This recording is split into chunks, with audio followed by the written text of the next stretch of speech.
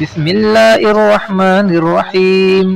آج پھر کوئٹہ کے نواحی علاقے میں ایک عورت کی خون آلود لاش زمین پر پڑی ہے۔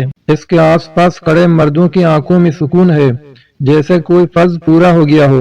موبائل کیمروں میں اس کی موت قید کی جا رہی ہے، جیسے کسی شکار کی فتح کو محفوظ کیا جا رہا ہو۔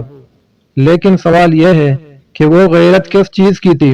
اور اگر وہ غیرت تھی تو وہ انسانیت کہاں تھی؟ وہ رحم، وہ انصاف، وہ شعور، وہ دل، سب کچھ کہاں دفن ہو گیا؟ ہم ایک ایسے معاشرے میں رہتے ہیں جہاں مرد کو یہ اختیار حاصل ہے کہ وہ عورت کے جذبات پر، اس کی زندگی پر، اس کے فیصلے پر، حتیٰ کہ اس کے سانس لینے کی حق پر بھی قابض بن جائے۔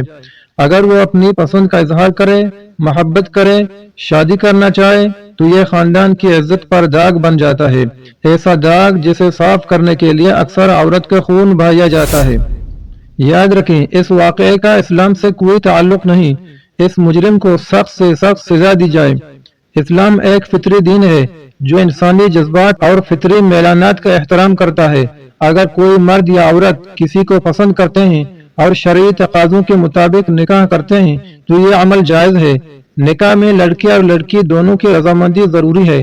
نبی کریم صلی اللہ علیہ وسلم نے فرمایا، لا تنکح الایم حتی تستامر ولا تنکح البکر حتی تستاذن، یعنی بیوہ عورت کی شادی اس کی اجازت کے بغیر نہ کی جائے اور کنواری لڑکی کی شادی اس کی رضامندی کے بغیر نہ کی جائے۔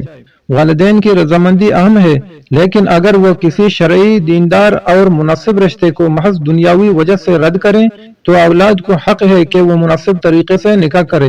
حضرت خنسا رضی اللہ تعالی عنہا کا نکاح ان کی مرضی کے خلاف ہوا تو نبی کریم صلی اللہ علیہ وسلم نے اس نکاح کو منسوخ کر دیا۔ تاہم شریعت میں ناجائز تعلقات، تنہائی میں ملاقات، خلوت، چھپی ہوئی شادی یا فریب سے نکاح کی سخت مذمت کی گئی ہے۔ نبی کریم صلی اللہ علیہ وسلم نے فرمایا، لا یخلون رجل بامرأۃ الا مع ذی محرم، یعنی کوئی مرد کسی عورت کے ساتھ تنہائی میں نہ ہو مگر اس کے ساتھ محرم ہو۔ اور قرآن میں فرمایا، ولا تقربوا الزنا انہ کان فاحشۃ وساء سبیلا، یعنی زنا کے قریب بھی نہ جاؤ، بے شک وہ بے حیائی ہے اور برا راستہ ہے۔ اسلام نکاح کو اعلان کے ساتھ شریعت کے دائرے میں رہ کر کرنے کا حکم دیتا ہے۔ فرمایا، اعلنوا ھذا النکاح، یعنی اس نکاح کا اعلان کرو۔ لیکن اگر پھر بھی کوئی لڑکا لڑکی شرعی طریقے سے بالغ ہو کر باہمی رضامندی سے نکاح کر لیتے ہیں تو کسی فرد یا خاندان یا قبیلے کو یہ حق نہیں ہے کہ وہ اس کو قتل کرے، غیرت کے نام پر تشدد کرے یا معاشرتی ظلم کرے۔ جس طرح ناجائز طریقے سے شادی کرنا ٹھیک نہیں، اسی طرح ناجائز طریقے سے کسی کو قتل کرنا بھی جائز نہیں۔ قرآن مجید میں ہے، وَلَا تَقْتُلُوا النَّفْسَ الَّتِي حَرَّمَ اللَّهُ إِلَّا بِالْحَقِّ، اور اس جان کو قتل نہ کرو جسے اللہ نے حرام کیا ہے مگر حق کے ساتھ۔ اگر کسی نے کوئی غلطی کی ہو بھی تو سزا دینے کا اختیار صرف عدالت یا ریاست کو ہے، نہ کہ عام افراد کو۔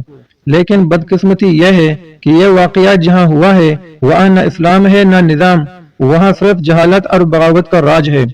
عربی کا ایک شعر ہے، اذا كان الغراب دلیل قوم یمر بهم على جئف الكلاب، یعنی اگر کسی قوم کا رہنما کوا ہو تو وہ انہیں مردہ کتوں کی لاشوں پر لے جائے گا۔